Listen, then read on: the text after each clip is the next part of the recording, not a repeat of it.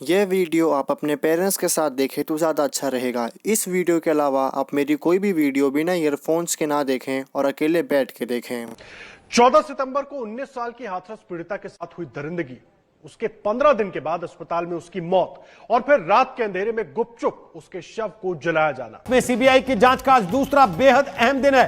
आज सीबीआई पीड़िता के दोनों भाइयों और पिता से पूछताछ कर रही है। Today, the gang rape and murder of a 19-year-old from Hathras in UP has shaken the conscience of the entire country. 2019 के डाटा के हिसाब से हमारे देश में हर 16 मिनट में एक लड़की का रेप होता है और अगर इसी से हम पूरे साल का कैलकुलेट करें तो 32,850 रेप केसेस रजिस्टर्ड होते। 2020 का तो पता नहीं, पर 2019 में 32,033 केसेस रजिस्टर्ड हुए हैं, यानी एक दिन में 88 रेप केसेस। और ये सिर्फ और सिर्फ सरकारी आंकड़ा है। और इस सोसाइटी को देखते हुए मैं आराम से कह सकता हूँ कि जितना डाटा सरकार के पास है वो ही नहीं है, क्योंकि कुछ लोग बोलते ही नहीं। उनको लगता है कि अगर मैंने इस आदमी के खिलाफ कंप्लेन कर दी तो ये मेरे साथ मेरी पूरी फैमिली को भी मार डालेगा, और इसी डर का फायदा वो आदमी उठाता है, जिसके कारण हमें कई बार ये सुनने को मिलता है कि किसी के साथ 3 साल या 4 साल से ये सब हो रहा है। अभी से एक बात अपनी दिमाग में डाल लो, तुम जितना चुप रहोगे तुम उतना ही नीचे गिरते रहोगे।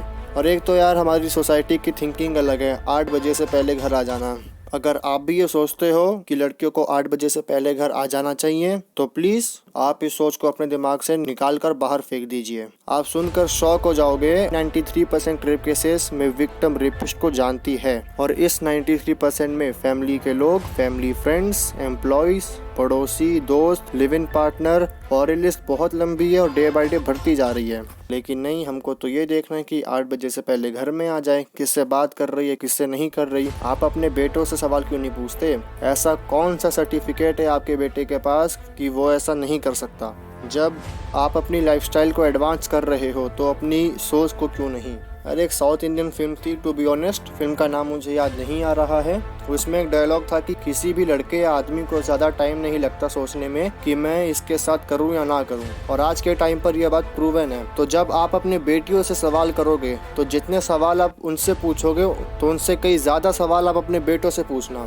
हाथरस में जो हुआ वो सबको मालूम है। जब पूरा का पूरा मीडिया हाथरस दिखा रहा था, उसी वक्त लुधियाना में 8 साल की लड़की के साथ, एमपी में 16 साल की लड़की के साथ रेप हुआ। वहाँ हाथरस केस की सीबीआई जांच हो रही है और इनका कुछ नहीं पता। अगर एक महीने में देश का मीडिया टीआरपी की रेस छोड़कर असली खबर दिखाने लग जाए तो एक महीने के अंदर इतना चेंज आ जाएगा जिसका कोई जवाब नहीं। लेकिन नहीं, हमको तो टीआरपी चाहिए और पैसा कमाना है। हाथरस से पहले जो भी केस हुए, उन केसेस का क्या हुआ? कोई आंकड़ा है इनके पास? पूरा दिन तो रिया चलती रहती थी इनके चैनल पे।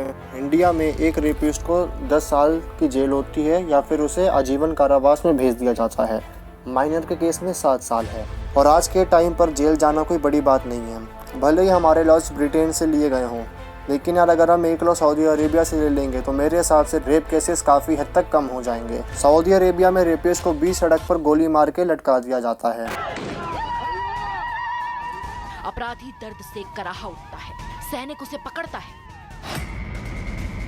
और धाए धाए 3 और गोलियां उसके शरीर को छलनी कर देती है। चुका है, लेकिन उसके गुनाह के लिए इतनी सी सजा काफी नहीं है।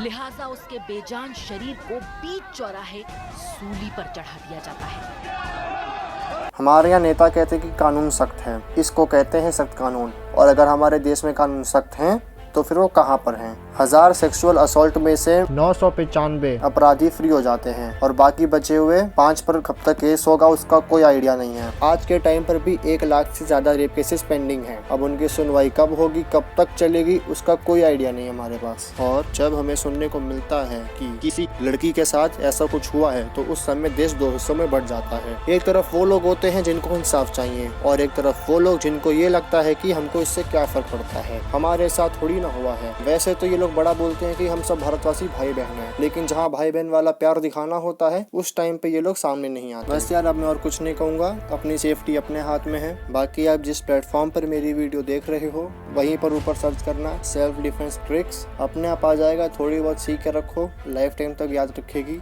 बाकी अगर नहीं, अगर कोई भी कुछ भी कर रहा है, बस नाक पे एक मुक्का खींच के मारो, बस काम खत्म।